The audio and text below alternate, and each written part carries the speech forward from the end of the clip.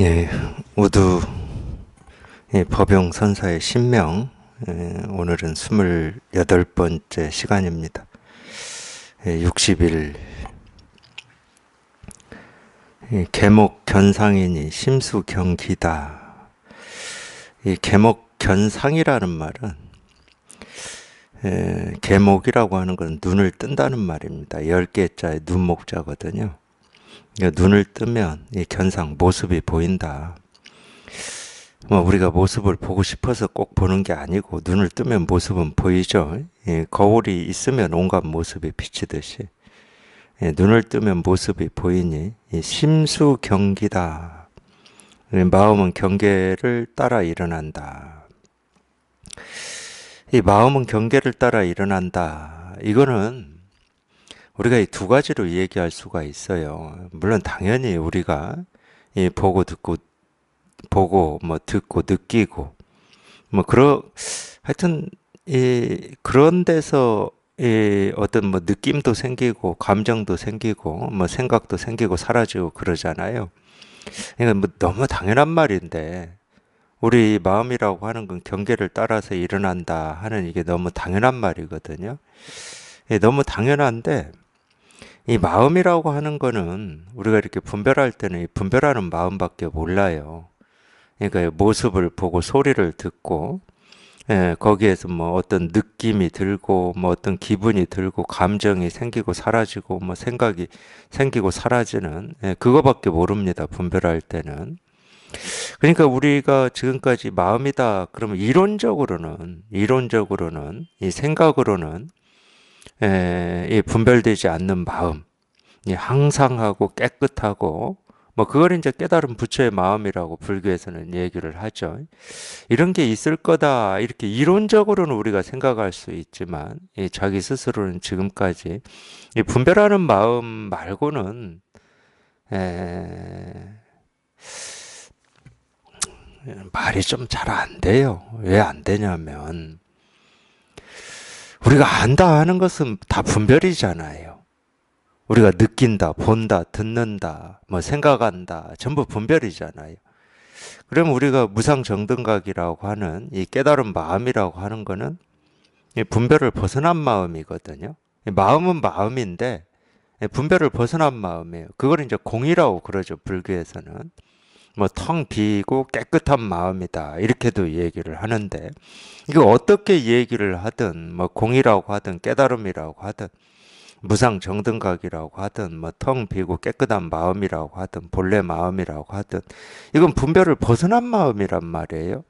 우리가 분별할 수 없고, 이해할 수 없고, 알 수 없고, 생각으로는 죽었다 깨어나도 헤아려서 이건가 저건가 할 수 없는, 분별을 훌쩍 뛰어넘은 마음이란 말이에요. 그러니까 이거는 분별을 넘어선 마음이니까 우리가 말로 생각으로 의식으로 깨달으면 이런 거다 저런 거다 어떻게 하면 깨달을 수 있다 없다 이거 다 쓸데없는 말이 돼요. 분별이 돼야지. 뭐가 모양이 있거나 어떤 게 있어가지고 우리가 알 수 있고 이해되고 내가 애쓰고 노력해서 도달할 수 있다든가 이렇게 이런 뭔가가 있어야 이거에 대해서 우리가 말로 할 수가 있는데 분별을 벗어났다. 이 말 자체는 뭘 뜻하는 겁니까? 우리 생각으로는 어찌해도 알 수가 없는 거다. 이 말이잖아요. 그러니까 알 수 없기 때문에 우리가 어찌해도 알 수 없기 때문에 그냥 저절로 통하는 거 말고는 없거든요. 저절로 통한다는 말은 육조단경이나 이제 이런 경전에서는 이 저절로 통한다는 말을 스스로 깨닫는다고 그래. 스스로 깨닫는다. 이 스스로 깨닫는다는 말을 내가 깨닫는다로 오해하시면 안 됩니다. 내가 깨닫는 건 스스로 깨닫는 게 아니죠. 이 저절로 깨닫는다는 말이거든. 그러니까 이 공부는 오로지 저절로 깨닫고 저절로 밝은 건데. 그러니까 어찌 할 수가 없어요, 내가. 뭔지 어떤 대상이거나 어떤 거이거나 이럴 때 내가 애쓰고 노력해서 알 수 있는 건데 알 수 있는 범위를 벗어나 버린 거기 때문에 그냥 통하는 거 말고는 없어. 어떻게 통하냐? 어떻게 통하냐라고 하는 이런 게 있다 그러면 우리가 분별이 되지, 알지, 이해되지. 근데 이해가 안 돼, 이거 통하는 거는. 그러니까 직접 이걸 한번 이렇게 이 진실을 한번 깨달아 봐야 이 깨달음이라고 하는 게 이 말로 설명할 수 없고 어떻게 깨달음에 도달하는지 이 깨달음에 도달하는 길이 어떤 길인지 이건 말로 설명할 수 있는 게 아니구나. 그냥 오로지 알 수 없어서 불가사의 할 뿐이구나. 직접 체험해봐야 이제 이런 게 공감이 되고 실감이 돼요. 석가모니 부처님도 처음에 이걸 깨달으시고는 이건 도대체 말로 표현할 수 있는 게 아니고 어떻게 하면 깨달을 수 있다라고 얘기할 수 있는 게 아니었기 때문에 말을 할 수가 없었습니다. 그런 면도 좀 있었겠죠. 어떤 말을 할 수 없었다. 이게 이제 첫 번째 면이고, 이 두 번째 면은 이걸 말로 해봐야 사람들이 알아듣지 못하겠구나. 뭐 이런 면도 조금은 있었을 거예요. 근데 이제 그 점은 조금 다른 게 뭐냐면, 저는 좀 제가 체험하고 많이 부족해서 그랬습니다. 이걸 말로 하면 다 알아들을 것 같아요. 항상 눈앞에 있는 건데, 자기 스스로가 다 쓰고 사는 건데, 이거를 못 알아듣는다. 이게 더 저는 이상했어요. 처음에는 그게 더 이상했습니다. 그래서 제가 체험하고, 제 스승님 법회 가서, 이제 이 설법을 이렇게 들을 때, 이렇게 가르치시거든요. 이거라고. 도가 뭐냐, 이거라고. 깨달음이 뭐냐, 이거다 하고 이렇게 가르치시는데, 너무 명백해가지고, 정말 티끌 하나 묻지 않게 그냥 정확하게 딱 보여주시니까 아니 이거를 못 알아듣는다는 게 이게 말이 되나? 그래서 제가 막 같이 앉아 있는데 도반들하고 막 고개를 이쪽으로도 보고 저쪽으로도 보고 그랬던 기억이 있어요. 이걸 못 알아들을 수가 없지. 이거를 이거라고 가르치는데 다른 말로 하면 비유하면 이 죽비를 죽비라고 가르치는 거예요. 시계를 시계라고 그러고 컵을 컵이라고 하고 마이크를 마이크라고 가르치는 거거든. 그러니까 못 알아들을 수가 없지. 이렇게 모습 지어진 것은 마이크를 마이크라고 하면 못 알아들을 수가 없죠. 빵을 빵이라고 하고 밥을 밥이라고 그러는데 어떻게 못 알아듣겠습니까? 못 알아듣는 게 이상한 거지. 물론 우리가 딴 생각하고 있으면 못 알아들어요. 뭐라고? 이러겠죠. 딴 생각 속에 빠져 있으니까. 근데 다만 우리가 도라고 하고 깨달음, 실상이라고 하는 이거는 우리가 사물처럼 그런 모습이 없어요. 모습이 없기 때문에 이 사물을 얘기하듯이 죽비다 명백하잖아 이렇게. 죽비라는 이 모습 테두리 가장자리를 딱 가지고 있잖아요. 뭐 시계다 그러면 뭐 명백하죠. 근데 이렇게 이 모습을 명백하게 이렇게 분별하고 이해하고 아는 이 습에 우리가 젖어 있기 때문에 이 모습 없는 걸 이렇게 딱 가르치면은 어리둥절해 버리는 거예요. 아무리 모습이 없다 하더라도 그냥 이거거든. 이거를 가르치고 있고 이거를 얘기하고 있어요. 근데 희한하게 그렇게 되더라는 거예요.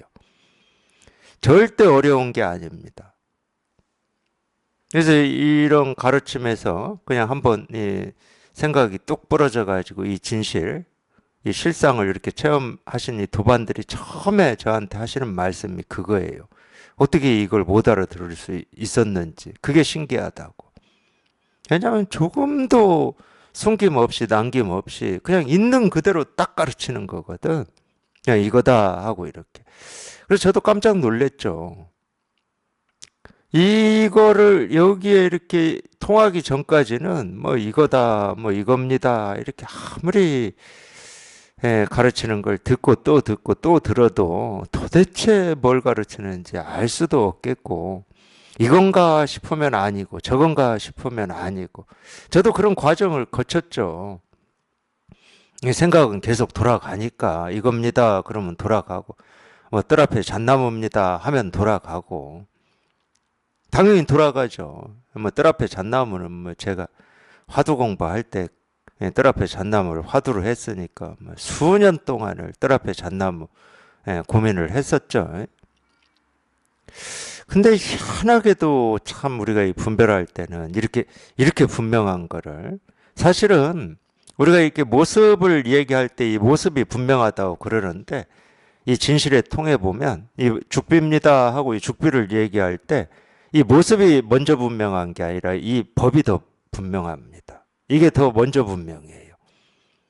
아, 모습을 얘기하려면 이게 먼저여야 되거든. 이게 죽비라고 얘기하려면 이게 먼저여야 되거든. 시계라고 얘기하려면 이게 더 먼저여야 돼.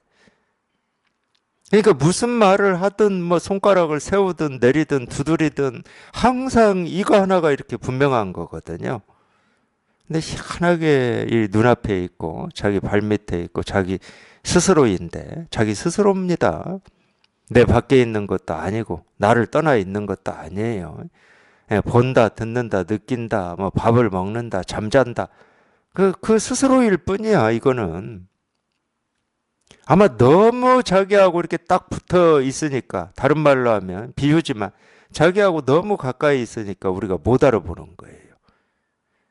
예, 부모님들도 그런 말씀, 부모님이 아니죠. 예,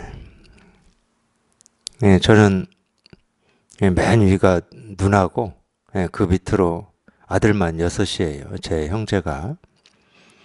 근데 어쨌든 이 딸이 한 명이어서 그런지는 모르겠지만, 예, 지금 저희 어머님하고 제 누나가 같이 삽니다. 네, 이제 저희 한번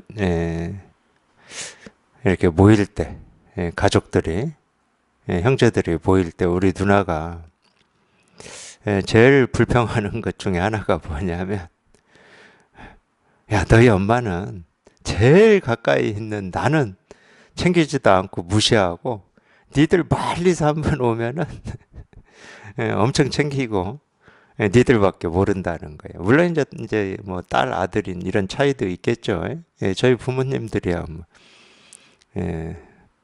딸은 자식이긴 하지만 뭐 아들하고 똑같지 않잖아요. 저희 부모 세대는 그래요.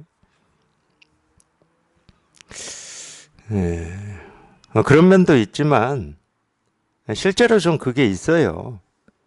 가까이 있으면 좀 소홀하게 되는 면이 있습니다. 아마 이것도 그럴 거예요. 자기를 단 한순간도 떠나본 적이 없는데 우리가 어디 밖에 있는 줄 알고. 우리는 항상 이 분별이라고 하는 건 자기한테 없는 어떤 게 대단하다고 여기는 거거든요. 자기한테 없는 어떤 게. 그러니까 항상 이 눈, 귀가 이 밖으로 열려 있어요. 밖에 뭐가 없을까? 나한테 이익되는 게 없을까? 뭐 이런 식으로. 또 이익이라는 말이 나오니까 또 생각이 나서 한 가지만 더 얘기하고 계속 하겠습니다. 맹자 아시잖아요, 맹자. 공자의 제자인 맹자. 공자하고 맹자는 자기들의 사상이 있었습니다. 우리가 그걸 유학이라고 하는데, 그 사상이라고 하는 게, 이 불교하고 이제 유학하고 차이점이 그거예요. 이 유학은 세간법입니다. 이 세간을 이롭게 하고 세간을 잘 다스리고 세간의 어떤 평화나 뭐 이런 거를 이렇게 추구하는. 그러니까 유학은 아무래도 세간을 잘 다스리는 이 핵심으로 본 게 왕이잖아요. 왕이 다스리는 거니까. 그래서 이제 공자, 맹자는 그때가 이제 중국은 한 나라로 통일되어 있지는 않았습니다. 여러 나라들이 있었어요. 공자, 맹자는 그러기 때문에 중국의 여러 나라를 돌아다니면서 이 왕들을 자기들의 사상을 가지고 설득하는 그런 일을 했습니다. 근데 한 명도 성공은 못했어요. 공자, 맹자 이야기 듣고 말은 좋은데, 이야기는 좋은데 하면서 왕들이 다 받아들이지를 않았어요. 사실은 이 공자 맹자의 이 사상은 그 유학이라고 하는 것은 이제 그 뒤에 공자 맹자가 다 죽고 그때가 어느 나라 때는 진나라 때인가 거기까지는 제가 정확히 기억을 못합니다. 진나라인가 어느 나라의 그 신하 중에 한 명이 이 나라의 어떤 통치 이념으로 이제 유학을 이야기를 한 겁니다. 근데 살아있을 때는 왕들이 들으면 말은 좋아요. 말은 좋은데 현실 정치나 현실의 어떤 이 변화하고는 아무런 도움이 안 돼. 말 그대로 그냥 이상적이야, 이상적. 예, 그런 중에 있었던 일화입니다. 근데 배울 점은 있어요. 이 마음 공부하시는 분들한테는 배울 점이 있어서 제가 소개시켜 드리는 겁니다. 이 맹자가 그렇게 여러 나라를 돌아다니면서 이 왕을 만나서 자기들의 이 사상을 얘기하고 다닐 때 양나라를 갔어요. 양나라. 양나라에 그때 해왕 때인데 해왕. 여의 해왕입니다. 그러니까 이 멀리서 이제 이 맹자라고 하는 사람이 왔으니까 그래도 참 그런 문화는 좀 있었던 것 같아요. 요즘에도 뭐 중국 영화 보면은 뭐 대인하면서 이렇게 차수하고 인사하잖아요. 그러듯이 그런 어떤 이 문화는 있었던 것 같아요. 그런 거 괜찮습니다. 너무 우리가 그 어떤 이 개인의 이익이 발달하면 그런 부분들 이렇게 소홀히 하게 되고 불필요하게 되는데 이 사람을 존중하는 그런 문화 좋은 거죠. 그러니까 불원천리에서 이렇게 달려왔는데 그렇게 얘기해요, 해왕이. 감사의 표현을 하고 불원천리에서 여기까지 오셨는데 어떤 이익을 주시려고 이렇게 오셨습니까? 이래요. 당연하겠죠. 국가를 경영하는 사람은 국가의 이익이 되는 게 최우선 아니겠습니까? 그러니까 외교도 있고, 국내 정치도 있고, 그러는 거잖아요. 지금도 그렇잖아요, 지금도. 다른 나라를 뭐 대통령이 왜 방문하겠습니까? 우리의 어떤 이익을 어떻게 도모해 보려고 방문하겠죠. 그러니까 당연히 이 국가를 경영할 때는 이익이 중요하죠. 근데 그것도 생각해 보면 참 맹자 이야기 하겠습니다. 뭐 제 이야기 해봐야 소용없고. 그러니까 맹자가 뭐라고 하냐면 공부하는 분들이 이걸 배워야 돼요. 아니 어찌 이익을 먼저 말씀하십니까? 인의를 먼저 말씀하셔야죠. 이럽니다. 인의. 유학에서 인의라고 있죠. 인과 의. 이는 뭐 어질 인자고 의는 오를 의자인데 인이라고 하는 것은 유학에서 볼 때는 우리 사람의 본성을 얘기하는 겁니다. 이 사람의 본성을 얘기해야지. 본성이라고 하는 건 불교에서는 깨달음이잖아요. 사람과 사람이 만나서 우리 본성을 먼저 얘기하고 그걸 1번으로 얘기해야지. 뭐 이익이냐 손해냐, 뭐 돈을 얼마 버냐 못 버냐 이야기를 먼저 하면 어떻게 하십니까? 이러는 거예요. 그러면서 맹자가 예를 들어줘요. 왕은 이 나라가 자기 거니까 국가의 이익을 생각할 할 텐데 그러면 신하는 무슨 이익을 생각하겠습니까? 신하는 자기 가정의 이익을 생각할 거잖아요. 맹자가 이야기를 이렇게 해줘요. 왕께서는 나라의 이익을 생각하면 신하들은 가정의 이익을 생각할 거고 저 평민이나 이 서민들은 이 자기 몸뚱아리의 이익을 생각할 건데 그러면 나라가 어떻게 굴러가겠습니까? 이렇게 말한다니까. 참 제가 이 이야기를 소개시켜 드리는 거는 적어도 이 깨달음을 공부하시고 불교를 이렇게 공부하신다 그런 뜻이 있고 원이 있다 그러면은 적어도 이 세간의 어떤 이 다스림을 얘기하는 유학의 이런 이 마음가짐보다도 좀 나아야 되잖아요. 출세관을 공부한다는 사람들이 이 세간의 일에 왔다 갔다 해버리면 출세관 공부를 어떻게 하겠습니까? 그 점은 배울 만해요. 맹자의 가르침에서.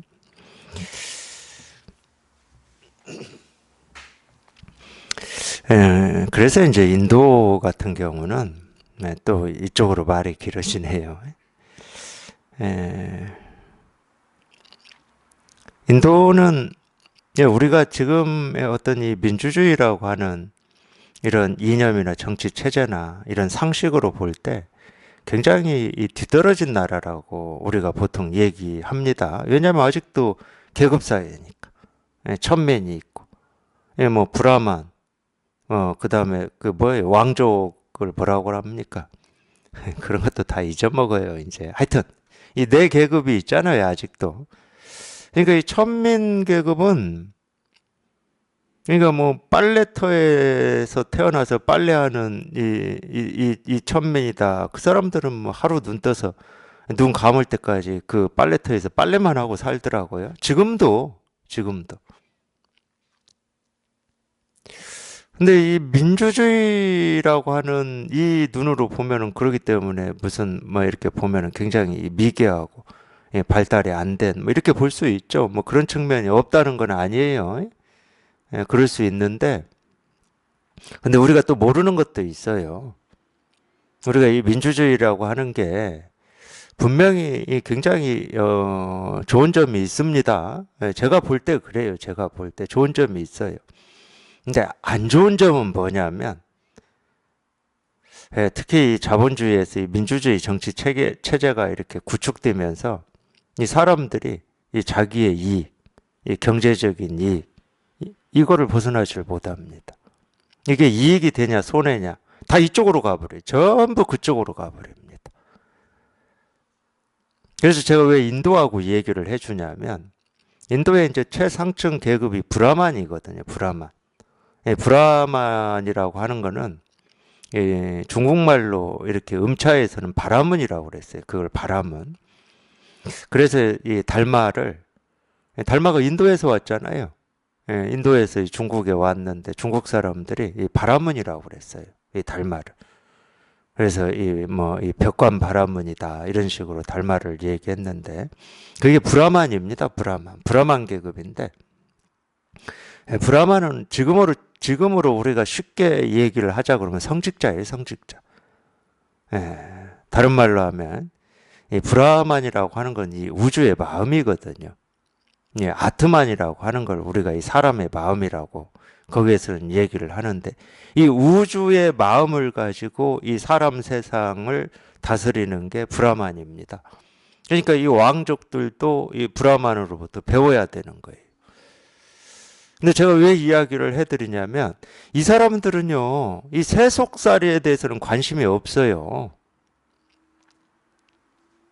그래서 우리가 흔히 보는 인도에, 저는 안 가봤지만 인도에 가서 보면 이 수행자들이 맨발로 이렇게 돌아다니면서 걸식하면서 사는데 인도 사람들이 희한하게도 그 사람들한테 잘하잖아요. 공경하고 그러잖아요. 왜 그러냐면 이런 전통 때문에 그러는 거예요. 그 사람들은 세속살이에는 관심이 없어요. 오로지 이 사람의 어떤 본성, 이 내면, 이 본래 마음에 대해서만 관심이 있는 겁니다. 그래서 이 사람들은 그래서 어쨌든 몸을 가지고 태어났으니까 이 세상을 살잖아요. 그러니까 딱 정해져 있어요. 이 사람들은. 예, 결혼합니다. 계속 브라만이 유지가 되려면 결혼해야 되잖아요. 20살 때 결혼해요. 그러면은 이 20살이 되기 전에는 뭐 하냐? 7살인가 이때부터 이 사람들은 그 나이가 딱 되면 아이가 그 나이가 되면 우리로 치면 이 브라만 계급을 가르치는 이 기숙학교에 가는 겁니다. 부모하고 떨어져요. 벌써 출가를 시켜버리는 거예요. 쉽게 얘기해서. 그래서 거기에서 공부하고 배워가지고 딱 20살이 되면 집으로 돌아오거든요. 그러면 자기 부모는 40살이잖아요. 그러면 이 40살 된 부모가 20살이 된 자식이 집에 들어오면 그 집을 다 이 20살짜리한테 넘기고 자기는 그때부터 그 수행자 집을 나가요. 출가. 그러니까 불교의 출가 제도가 있었던 게 저는 우연이라고 생각하지 않습니다. 인도에 그런 전통이 있었던 거예요. 출가를 해버리는 거예요.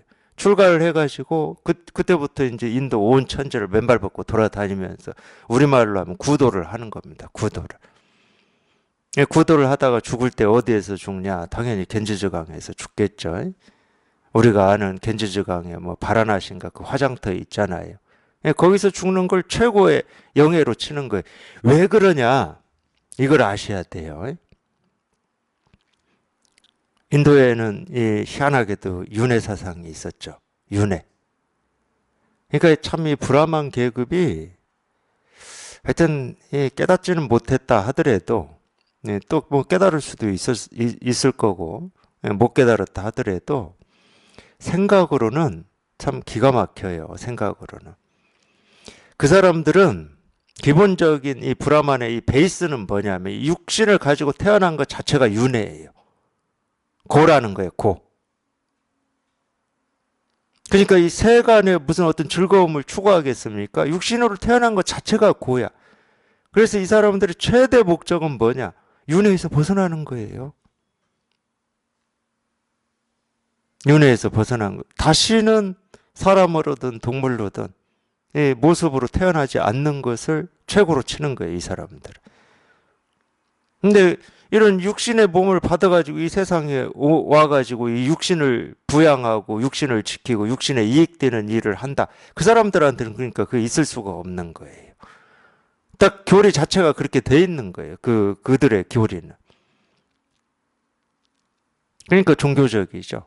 예, 그렇기 때문에 이렇게 존경을 받고 이 사람들로부터 우러름을 받을 수 있었던 겁니다. 제가 보기에는 그래요.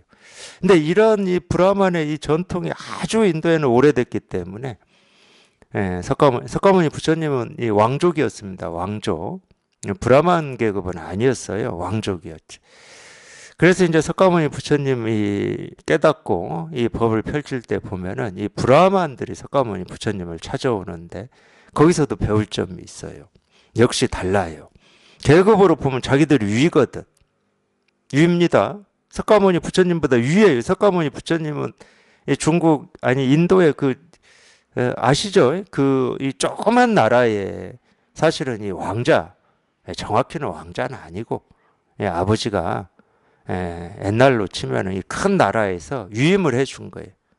위임. 그러니까 큰 나라에서 네가 좀 대신 통치를 해봐 이런 거였습니다. 그래도 어쨌든 이 조그만 나라를 다스리는 왕이라고 하면 왕이라고 할 수 있죠. 근데 어쨌든 그 나라의 왕자였어요. 그러니까 이제 왕족이죠, 왕족. 인도로 치면 한 두 번째 계급이죠. 그런데도 이 윤회에서 벗어난 이거를 인도에서는 최고로 치기 때문에 그걸 우리 불교에서는 그걸 깨달음이라고 그럽니다. 이거를 최고로 치기 때문에 브라만들이 부처님한테 와서 예의를 갖추고 뭐라고 그러죠? 경배를 하고 자기들의 의문점을 묻습니다. 물을 때 보면은 사실은 참 분별이죠. 온갖 분별입니다.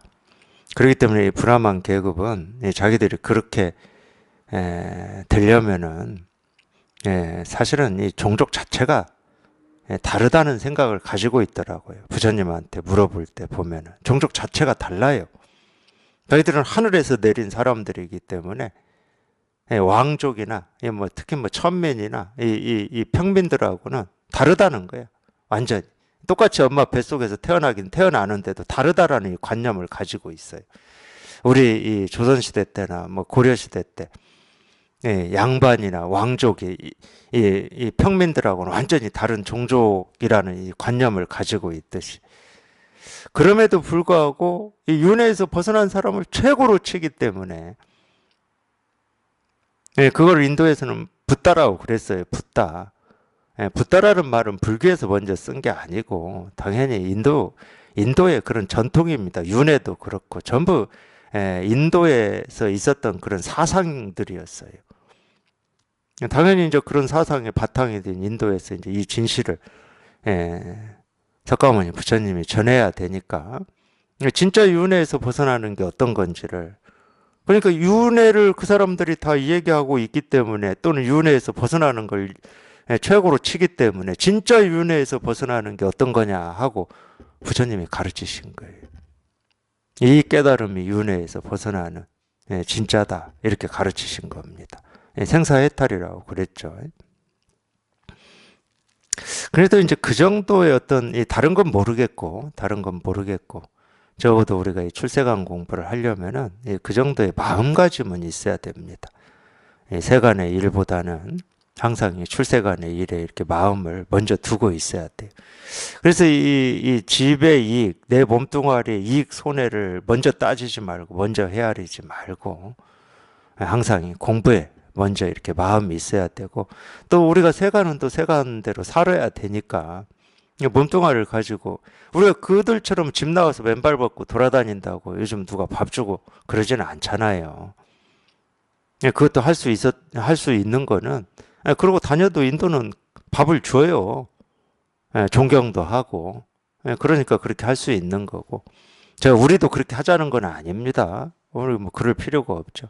왜냐하면 이건 마음 공부이기 때문에 우리가 세간을 살면서 이 생계를 하면서도 이 마음 공부하는 데는 아무런 지장이 없어요.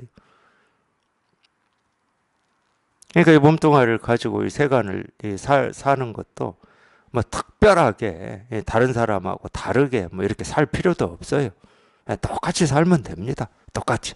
그래도 마음은 늘 이 출세가 이 법에 이 깨달음의 도에 이 실상에 이 마음을 두고 있으면 저희가 마음 두고 있으면 이런 거를 이렇게 가르치고 말하고 하는데 관심이 가게 돼 있고 그쪽으로 몸이 가게 돼 있어요. 자연스럽게. 내가 관심이 있는 데인데. 요즘 유튜브 있잖아요. 유튜브에 수도 없이 많은 영상들이 뭐 하루에도 올라오겠지만 우리가 그거 다 보지는 않잖아요. 자기가 관심 있는 거 이렇게 보다가 관심 있는 게 딱 걸리는 거거든. 마찬가지잖아요. 우리가 식당 많은 이 골목에 가서 보면은 식당이 수도 없이 많지만 그 모든 식당을 우리가 다 보지는 않습니다. 자기 관심 있는 이 메뉴 있는 식당만 눈에 딱 띄게 돼 있는 거예요. 그러니까 그건 관심이 있으면 저절로 되는 겁니다. 사실은 세간의 일도 그래요. 세간의 일도 우리가 뭐 엄청 막 집중해야 되고 신경을 써야 되고 막 이래야 세간의 일이 이루어지는 것처럼 생각하실 수는 있겠지만 그렇지 않습니다. 그리고 그렇게 생각하고 산다 하더라도 우리가 직업이나 직장 생활이나 또는 세상 살이에서 그 일을 하루 24시간 생각하고 집중하고 이러면서 사냐? 안 그래요. 한번 잘 보세요. 우리 딴 생각 많이 합니다. 직장에서 일하면서도 딴 생각 많이 해요. 어디 여행 갈 생각도 하고 많이 합니다. 그래서 세간의 일도 하여튼 이 공부에 이렇게 관심을 가진다고 해서 우리가 못하거나 뭐 소홀히 하거나 그렇지는 않아요. 제 경험으로는 전혀 그렇지 않습니다.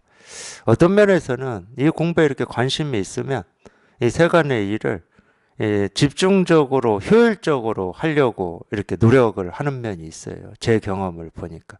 왜냐하면 이거를 빨리 잘 처리해 놔야 내가 이 공부할 시간이 이렇게 나오니까. 저는 그랬던 것 같아요. 물론 잘했다 이런 말이 아니고 그런 게 가능하다는 거죠. 그래서 눈을 뜨면 이 모습이 보이니 마음은 경계를 따라 일어난다. 그러니까 이 마음은 경계를 따라 일어난다 이 말은 두 가지 의미가 다 있습니다. 물론 제가 지금 첫 번째로 이 얘기하는 이 분별하는 마음을 얘기하고 싶어서 이 얘기한 건 아닙니다. 분별하는 마음은 당연히 경계를 따라서 일어나죠. 당연히 그렇죠. 우리가 보고 듣고 느끼고 경험하는 하나하나에서 우리 마음이 일어나잖아요. 생각도 일어나고 느낌도 일어나고 감정도 일어나고. 지금 그 얘기하고 싶어서 이 얘기 하겠습니까? 제가 볼 때는 그 얘기는 아니고 이 마음은 우리 본래 마음을 얘기하는 겁니다. 그럼 이 본래 마음이라고 하는 게 어떤 거냐? 이 경계를 따라 일어난다는 거예요. 경계를 따라. 우리가 보는 모습, 듣는 소리, 느낌, 생각 이 하나하나에 우리 이 본래 마음, 분별되지 않는 마음, 도실상 공, 깨달음이라고 하는 게 이렇게 드러난다는 말이에요. 경계를 따라 드러난다. 모습을 따라 드러난다. 소리를 따라 드러난다. 따로 있는 게 아니고 어디 다른 데 있는 게 아니고 지금 당장 이 하나의 모습을 따라서 이 마음이 다 드러난다. 그러니까 이렇게 가르칠 수 있는 거예요. 도가 뭐냐 이거다 하고 이렇게 가르칠 수 있는 겁니다. 여기에 이렇게 다 드러나 있기 때문에 이렇게 가르칠 수 있는 겁니다. 드러나 있는데 이건 이렇게 책상을 두드리는 소리는 아니에요. 이 소리다 이건 우리 다 아는 거지. 책상 두드리는 소리 평생 듣고 아는 거지. 근데 이 소리라고 하는 건 아니야. 근데 여기를 떠나 있지는 않아요. 지금 이렇게 있어요. 이렇게 있고 이 하나의 모습에서 이렇게 다 드러나는 거거든. 근데 이 드러난다 할 때 이 깨달음이라고 하는 거는 모습이 없어요. 모습이 없는데 이렇게 드러나 있어. 그러니까 우리 눈으로는 못 보겠죠. 우리 육신의 눈으로는 못 봅니다. 이 소리를 따라 드러난다. 이 소리를 따라서 이렇게 드러나는데 우리 본래 마음은, 이 깨달음은 소리가 없어요. 그러니까 이 소리를 따라 드러날 때는 소리 없음으로 드러납니다. 소리 없는데 귀로 어떻게 듣겠습니까? 귀로 못 들어요. 이 눈으로 볼 수가 없고. 그럼 뭘로 보고 뭘로 들어야 되냐? 당연히 마음의 눈으로 보고 들어야죠. 육신의 눈과 귀가 아니고 우리한테, 우리가 태어날 때부터 본래 갖추어진 그 마음, 그 마음의 눈으로 보고 들어야 되는 거예요. 우리한테 있는 마음입니다. 없는 마음 깨달으라고 하는 게 아니에요. 어디서 구해오라고 하는 것도 아닙니다. 단 한 번도 자기 스스로를 떠나본 적이 없는 그 마음이거든요. 그러니까 이렇게 얘기할 수가 있어. 그 마음이 없는 건 아닌데 우리가 이 분별하는 마음이 전부인 줄 알고 지금까지 살아오고 그 분별하는 마음만 의지하고 살았기 때문에 이 마음이 지금 잠자고 있는 거예요. 잠자고. 그러니까 깨달음이라고 그러죠. 깨달음은 깨어난다는 말이에요. 깬다. 잠자고 있는 내 본래 마음이 한번 이런 데서 한번 깨어나야 되는 거예요. 깨어나. 그래서 저는 깨어나 보라고 이렇게 가르치는 겁니다. 깨어나 보라고. 어떻게 깨어나냐? 모른다니까. 아니 우리 사람이 잘 때 깨울 때는 뭐 흔들기도 하고 안 일어나면 꼬집기도 하고 때리기도 하고 정 안 일어나면 뭐 찬물을 갖다 얼굴에 부어버리기도 하고 그러면 깰 수 있잖아. 왜? 이건 모습이 있으니까.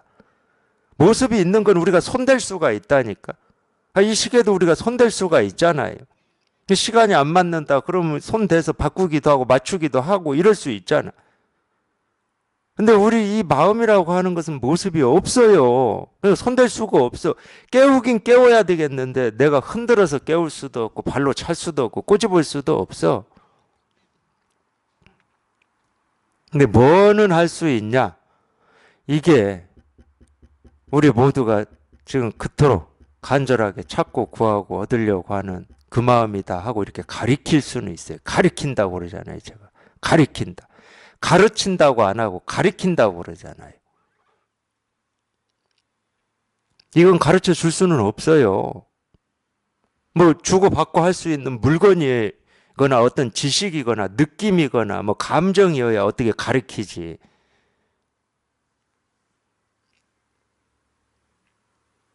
잡을 수도 없고 들을 수도 없고 볼 수도 없고 어떻게 생각으로 헤아려서 알 수도 없고 모를 수도 없는 말 그대로 텅 비고 깨끗해가지고 뭐라고 할 게 아무것도 없단 말이에요. 그래서 공이라고 이름을 붙여놨어요. 공이라고. 중국에서. 공이라는 이름을 붙인 거는 쿠마라집바라고 하는, 중국에서는 구마라집이라고 그랬어요. 서역의 승려였어요. 구마라집이라고 하는 사람이. 대단한 사람이었죠. 대단한 사람. 그 양반이 처음으로 이 불교 경전을 중국말로 이 번역을 하면서 공이라는 말을 썼는데 우리가 잘 알고 있는 이 금강경 32분으로 나뉘어져 있는 이 금강경을 번역한 사람도 구마라집이고 반야심경 우리 그렇게 많이 독송하는 반야심경 그 번역한 사람도 구마라집이에요. 이 대승불교 경전은 구마라집이 거의 다 중국말로 번역을 해놨다. 뭐 이렇게 알아도 큰 차이가 없을 겁니다. 아마. 중국 불교에 어마어마하게 기여를 한 사람입니다. 구마라집이. 중국 사람은 아니에요. 전쟁 가가지고 중국에서 잡아온 사람이에요.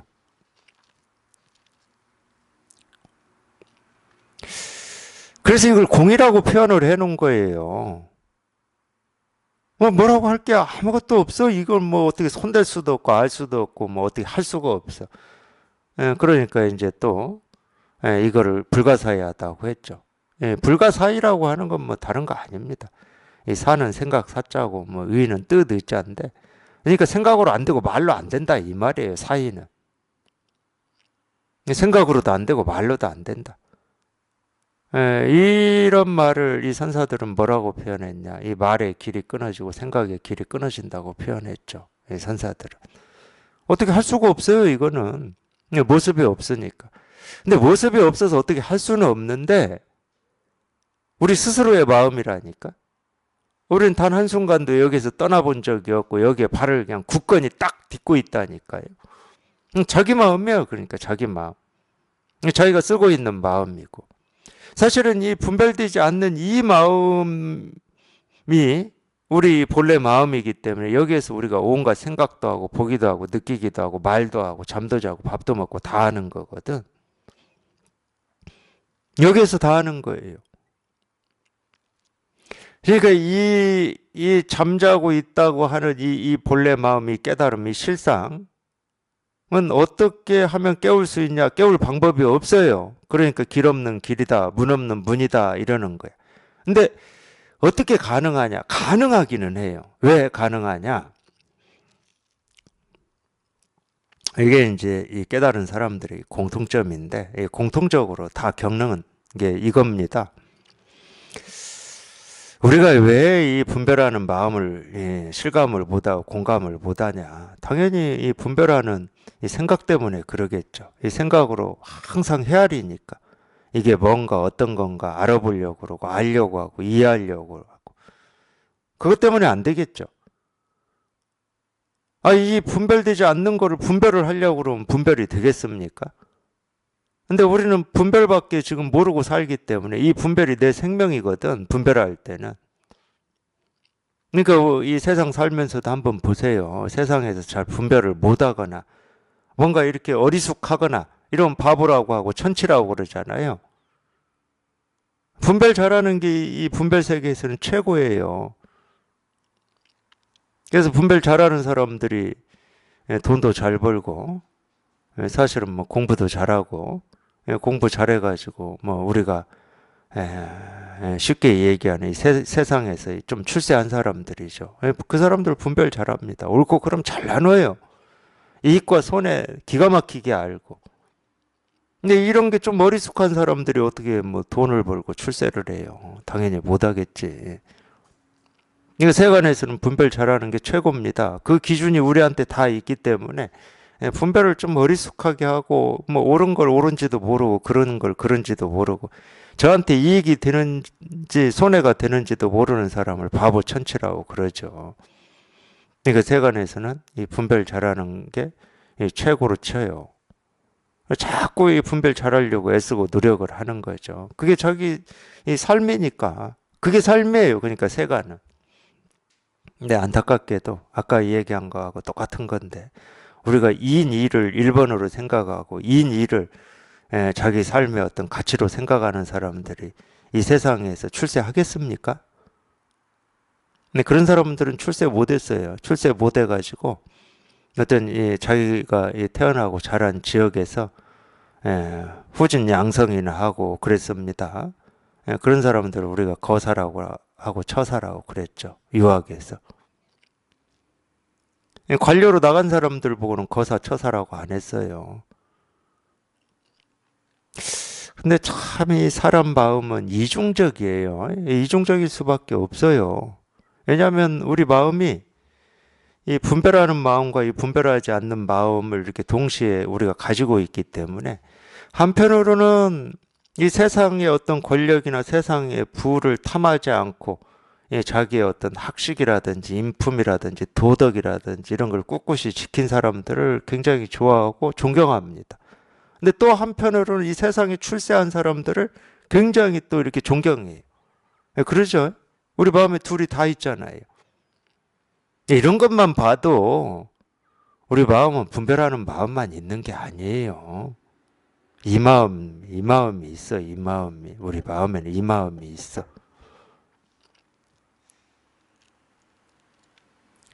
근데 어쨌든 그런 분별하는 마음으로는 이 분별되지 않는 걸 어찌 할 수가 없기 때문에 이 분별되지 않는 마음을 우리가 체득하고 공감하고 깨달으려면 이 분별하는 마음이 죽어야 되겠죠. 죽어야 됩니다. 간단해요. 사실은 간단해. 이 분별하는 마음이 죽어야 이 분별되지 않는 마음이 살아나는 거거든. 모든 깨달은 사람들이 공통으로 경험한 게 이겁니다. 그래서 그 분별하는 마음이 결국은 죽어.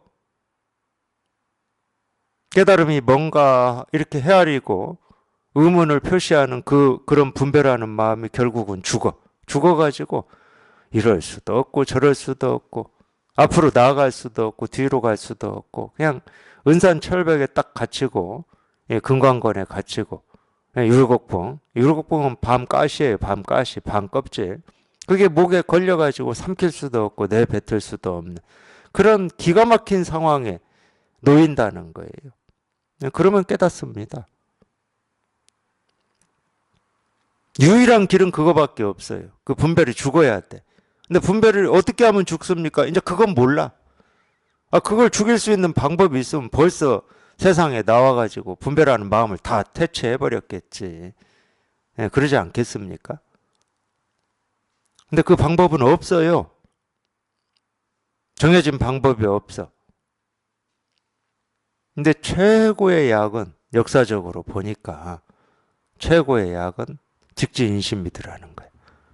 그냥 우리 마음을 이거다 저거다 할 것도 없고 우리 본래 마음, 본래 마음을 가르치려면 자기 스스로가 깨달아야 되잖아요. 깨달은 사람만 가르칠 수가 있는 겁니다. 그렇기 때문에. 못 깨달은 사람은 가르칠 수가 없어요. 이론은 가르칠 수 있어. 못 깨달은 사람도 공부해가지고. 근데 본래 마음은 못 가르쳐. 깨달은 사람이 마음이 뭡니까? 그러면 그냥 곧장 가르치는 거예요. 이거다 하고 이거다 하고. 이게 최고 효과가 있더라는 거예요. 인류 역사 2500년 동안 이 불교의 역사를 보니까 그런 가르침을 이제 우리가 선이라고 그러는데 그러니까 가르치려면 깨달아야 됩니다. 이 마음을 곧장 가르쳐야 되는데 쉬운 얘기로 그런 거예요. 이 서울이 어디에 있는지를 알아야 길 가는 사람이 서울을 물으면 서울이 어디라고 이렇게 가르칠 수가 있잖아요. 서울이 어디인지를 모르고 그냥 책으로만 읽은 사람이 서울이 어디인지를 어떻게 알아요? 근데 서울이 어디인지를 직접 아는 사람은 어느 길을 가다가도 누가 묻기만 하면 서울은 어느 쪽입니까? 그러면 아니 저 남쪽에 있을 때는 북쪽을 가르치는 거고 저 북쪽에 있을 때는 북쪽의 사람이 물어보면 남쪽을 가르치는 거고 동쪽에 있을 때 동쪽의 사람이 물어보면 서쪽을 가르치는 거고 서쪽에 있을 때는 동쪽을 가르치는 거지. 그게 선이에요. 가르침이라고 하는 건 그렇기 때문에 그때그때 답이 달라요. 정해진 답이 없어. 정해진 답이 있을 수가 없지. 묻는 사람이 북쪽에 있냐 남쪽에 있냐 동쪽에 있냐 서쪽에 있느냐에 따라서 달라야지. 정해진 답이 있다 그러면은 서울은 북쪽에 있습니다. 그렇게만 가르쳐버리면 그건 남쪽 사람들한테는 도움이 될지는 몰라도 동서 북에 있는 사람들한테는 다 틀린 답이 돼버립니다. 이거 직접 자기가 깨달아서 이게 이렇게 분명해야 마음이 뭡니까? 이겁니다. 부처가 뭡니까? 이겁니다. 깨달음이 뭡니까? 이겁니다. 하고 이렇게 직접 가르치는 거예요. 직접. 그냥 직접 곧장. 얼굴에 대고 그냥 곧장 알려주는 거예요. 그러니까 이런 말 저런 말이 필요가 없죠. 우리 마음을 그냥 곧장 이렇게 가르치는데 이거라고 이렇게 곧장 가르치잖아요. 물론 알아듣고 못 알아듣고는 저한테 있지는 않죠. 제가 서울을 딱 이쪽입니다 하고 가르쳤는데 그걸 들은 사람이 알아듣냐 못 알아듣냐 이게 저하고 무슨 상관이 있겠습니까? 근데 저는 곧장 가르쳐 줬어요. 조금도 다름없이 어긋남 없이 곧장 가르쳐 줬어. 근데 거기에서 자기 생각으로 헤아려 버리면 못 알아듣는 거지. 왜 저쪽이지? 이러면 발을 못 떼는 거지. 다시 확인해야 되고 또 확인해야 되고 또 확인해야 돼요. 그렇게 되면. 근데 그런 헤아림이 없이 저쪽입니다 하는 순간 그냥 거기에 발을 딱 디뎌버리면 그 사람은 그 방향으로 가는 사람입니다. 그걸 뭐라고 그럽니까? 불교에서 도노라고 그래요. 도노. 헤아리지 말고 주저하지 말고 망설이지 말고 이렇게 가르치면 그냥 곧장 통해버려라. 그냥 곧장 통하면 돼요. 이거밖에 없거든. 딱 이 일이고 이거거든. 딱 이거예요, 이거. 그냥 이 일이야. 근데 이건데 뭐 다른 생각을 할 필요가 없어. 머뭇거릴 필요도 없고 주저할 필요도 없어. 그냥 곧장 발을 내딛어버리면 되는 거예요. 근데 참 이건 뭐 또 엉뚱한 얘기고 제 경험인데 저도 마음으로는 수천 번, 수백 번 내딛고 싶고 발을 뻗고 싶고 손을 내밀고 싶은데 희한하게도 깜깜해요. 내딛고 싶은데 깜깜해. 내딛어야 될 곳이 어딘지도 알 수 없겠고 그냥 깜깜해. 정말 어떤 때는 뭐 천길 절벽 끝 같기도 하고 그냥 내딛어도 뭐 딛는지 딛지 않는지도 모를 이 허공 같기도 하고 그러니까 생각은 내딛고 싶은데 몸이 나아가지를 않는 뭐 이런 느낌이 저는 많았어요. 이렇게 가르쳐 주는데 분명히 저기에 뭐가 있긴 있어. 당연히 있어야죠. 저도 우리는 의식이 있는 사람들이잖아요. 의식을 가지고 우리가 해보면 이 도라고 하는 게 어디에는 있고 어디에는 없을 수는 없잖아. 실상이고 깨달음이고 진리인데 진리다 그러면 어디에도 다 있어야지. 만약에 진리라는 게 있다 그러면 온통 다 있어야 되는 겁니다. 드러나는 모습 하나하나 소리 하나하나마다 다 있어야 진리인 거지. 진리가 진리 아닌 게 있고 진리인 게 있다 그럼 그 말이 안 되잖아. 그러니까 우리가 생각으로라도 그 정도는 우리가 생각할 수 있는 거예요. 이 공부하시는 분들이. 그러니까 도가 있다 그러면 지금 자기 눈앞에 있어야 돼. 이 손가락에도 있어야 되고 컵에도 있어야 되고 시계에도 있어야 되고 마이크에도 있어야 되고 제가 하는 말 한마디 한마디에도 다 있어야 되고 자기가 눈을 껌벅이고 손을 이렇게 움지럭거리는 거기에도 다 있어야 되는 거예요. 길 가다가 내 발에 부딪힌 굴러다니는 돌멩이에도 이 도가 다 드러나 있어야 되는 겁니다. 불교에서 얘기하는 이 마군이 있잖아요. 마군이. 기독교에서는 사탄이라고 그러는데 기독교에서 얘기는 사탄이나 불교에서 얘기하는 이 마구니에도 이 부처가 다 드러나 있어야 되겠죠. 그래야 우리가 도라고 할 수 있고 깨달음이라고 할 수 있고 실상이라고 할 수 있는 겁니다. 그러니까 생각은 우리가 거기까지 충분히 할 수 있는 거라니까. 그래도 이런 공부에 뜻이 있는 분이다. 그러면 이 정도 생각은 하셔야 되는 거예요. 그래야 엉뚱한 방향으로 안 가는 거야. 그러면 당연히 여기에 있어야죠. 여기에 드러나 있는 겁니다. 당연한 거지. 이렇게 딱 가르쳐 드리는데 내가 못 보고 못 알아듣는 거지. 도는 눈앞에 이렇게 있어.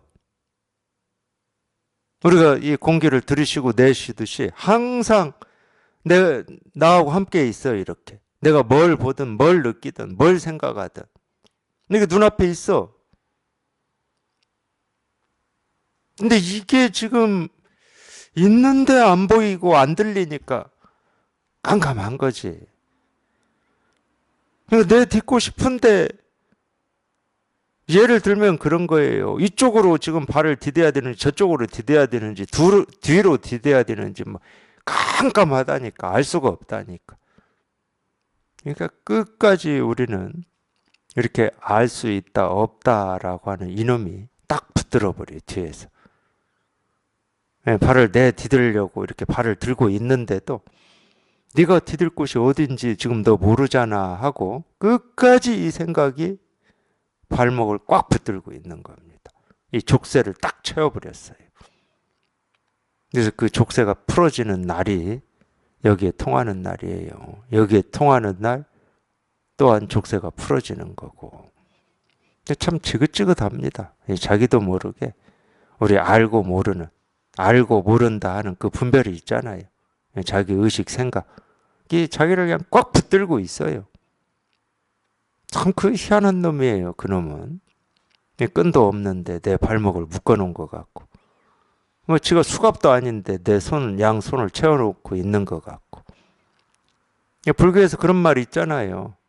줄 없는 줄로 자기를 묶고 있다고. 그 말이 딱 맞아요. 그 말이. 줄 없는 줄로 자기를 꽁꽁 묶어가지고, 꽁꽁 묶어놨으니 당연히 힘들다고 그러지. 당연히 힘들다고 그러고, 고통스럽다고 하고, 무겁다고 그러죠. 근데 나중에 여기 통하고 보면, 아니, 자기를 짓누르는 짐도 없었고, 자기를 힘들게 하는 어떤 뭐 고통, 뭐 바위덩어리도 없었고, 자기를 묶고 있는 줄도 없어요.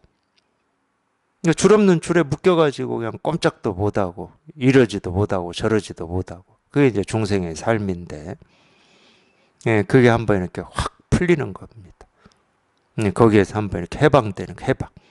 그걸 우리가 해탈이라고 그랬죠. 거기에서 해방되는 거니까 해탈입니다. 그래서 해방이라고 하는 거, 이 자유라고 하는 거는 이 마음의 해방이고 마음의 자유지, 어떤 육신이라든지 모습져진 거에 해방 자유가 아닙니다. 종교는 이 마음의 이 고통을 해결하는 거예요. 근데 알고 보면 마음의 고통이라고 하는 건 실체가 없어요. 실체 없는 이 그림자 같고 꿈 같은 이런 그런 이 모습에 자기 생각에 자기가 힘들어하고 있었을 뿐인 거지. 그래서 마음은 경계를 따라 일어난다는 말은 우리가 보고 듣고 느끼고 경험하는 이 순간순간 하나하나의 이 진실이 이렇게 다 드러나 있다. 조금도 부족함 없이 멀리서 찾지 마십시오. 뭔가를 해서 이걸 이루려고 하지 마세요. 뭔가를 해서 이루어지는 법도가 아니고 지금 눈앞에 드러난 법도라니까요. 애를 쓰고 노력을 해서 우리가 찾고 깨닫는 이 깨달음이 아니고 지금 힘없이 이 흔들리는 이 나뭇잎 하나에도 이 진실은 다 드러나 있어요. 힘없이 내리는 이 빗방울 하나에도. 이 엉뚱한 데에서 우물 파지 마시고 그냥 지금 당장 항상 늘 당장 늘 자기 눈앞에 늘 이 법이 드러나 있으니까 그게 부처님의 은혜거든. 부처님이 얼마나 자비롭고 은혜로운 분입니까? 우리가 못 깨달을까 봐서 온갖 모습으로 내가 보는 이 온갖 내가 보는 모습마다 내가 들리는 소리마다 내가 느끼는 느낌마다 봄, 여름, 가을, 겨울로 내가 생각하는 이 생각마다 이 진실을 드러내고 보여주고 가르치고 또 가르치고 또 가르치시거든. 사람은 그렇게 못합니다. 사람은 그렇게 가르치고 못 알아들으면 화가 나요. 이것도 몰라 하고 화가 납니다. 근데 우리가 이 부처라고 하고 도라고 하고 이거는 그런 게 없어요. 행여 못 깨닫고 죽는다 하더라도 원망하지도 않고 미워하지도 않고 서운해하지도 않아요. 근데 못 깨닫고 죽는 한이 있어도 날이면 날마다 정말로 조금도 쉼 없이 끊어짐 없이 온갖 모습, 소리, 색깔, 감정, 느낌으로 그냥 이 진실 하나만을 계속 가르치고 있는 거죠. 이런 자비는 사람으로서는 못 갖춥니다. 이런 사랑은 사람으로는 못 갖추는 사랑이에요. 아마 자기 자식이어도 안 될 겁니다. 자기 자식이어도 안 되고 부모여도 안 되고 자기가 아무리 사랑하는 뭐 연인이어도 안 될 겁니다. 왜? 하다 어느 때 서운함이 들고 원망도 들고 미움도 들고 그게 이제 우리 분별하는 사람의 모습이거든요. 근데 우리 본래 마음에는 진짜로 갖춰져 있어요. 이게 부처님의 자비라고 하고 은혜라고 하니 이게 진짜로 갖춰져 있어. 이게 갖춰져 있기 때문에 모든 중생이 다 부처다 이런 말을 하는 겁니다. 모든 중생이 전부 부처예요. 깨달아 있습니다. 또 깨달을 필요 없어요. 이미 다 깨달아 있기 때문에 자기가 깨달아 있다는 그것만 한번 확인하면 되는데 그 확인이 뭐냐? 그게 깨달음의 체험이에요. 우리가 뭐 한 소식 한다, 개합한다 하는 그 체험. 이 체험은 뭐 내가 어떻게 한다고 해서 되는 게 아니야. 오로지 한번 나도 사람답게 살고 싶다. 고통 없이 한번 살아보고 싶다. 어떤 이 자유, 해방 이런 걸 누리면서 살아보고 싶다라고 하는 그 뜻, 그 원만 가지고 그 원이 있으면 자기가 그 원을 가지고 딴짓만 하지 않으면 그 원이 있기만 하다. 없어지지 않고 있기만 하다. 그럼 바른 가르침을 만나게 돼 있어요. 제 경험이 그렇습니다. 그 원을 가지고 딴짓을 하니까 못 만나는 거예요. 딴짓을. 그 원을 가지고 자기 생각을 쫓아가 버리는 거예요. 발심을 한 것까지는 좋았는데 발심을 하면 우리는 반드시 또 이 생각을 해요. 그럼 내가 어떻게 하면 공부할 수 있을까? 깨달을 수 있을까? 하고 지 생각을 따라서 가버린다니까. 그것만 하지 않으면 돼요. 그것만 하지 않고. 그러니까 옛날 분들이 얘기해 놓은 게 일리가 다 있어요. 저도 산에서 이 공부할 때 왜 나는 스승이 없지? 이런 게 좀 한탄되기도 하고 원망되기도 한 적이 있었거든요. 근데 이제 옛날 분들 공부하신 분들 이 말씀을 보니까 자기가 간절하면 스승은 나타나게 되어 있다는 거예요. 그런 겁니다. 스승은 나타나는 거예요. 근데 그 말이 맞더라고. 그 얘기는 무슨 얘기냐? 네가 생각을 가지고 이리저리 하지 말라는 거야. 너는 그 뜻만 간절하면 스승은 나타난다. 이걸 가르칠 이 바른 법이 나타난다는 말하고 똑같습니다. 스승이라는 말하고. 그것만 하지 않으면 당연히 이런 가르침을 만날 기회가 있는 거고, 만났으면 이제 비로소 만났으니까 발심은 이미 있고 그냥 이제 다 가르쳐 드리니까 이제 비로소 다 가르쳐 드려. 도가 뭐냐 이거다. 부처가 뭐냐 이거다. 깨달음이 뭐냐 이거다 하고 비로소 그냥 곧장 다 가르쳐요. 이런 가르침을 듣고 그냥 자기도 모르게 문득 한번 확 통하는 체험. 그게 견성이에요. 그게 견성. 늘 눈앞에 이렇게 다 드러나 있으니까 항상 그냥 이거밖에 없어요. 항상 이거밖에 없어. 보고 듣고 느끼고 경험하는 하나하나가 전부 이 일입니다. 이거예요. 이거 다른 일이 아니야. 다른 일이. 그냥 이 일 하나밖에 없어요. 그냥 이거예요. 그냥 이 일이에요.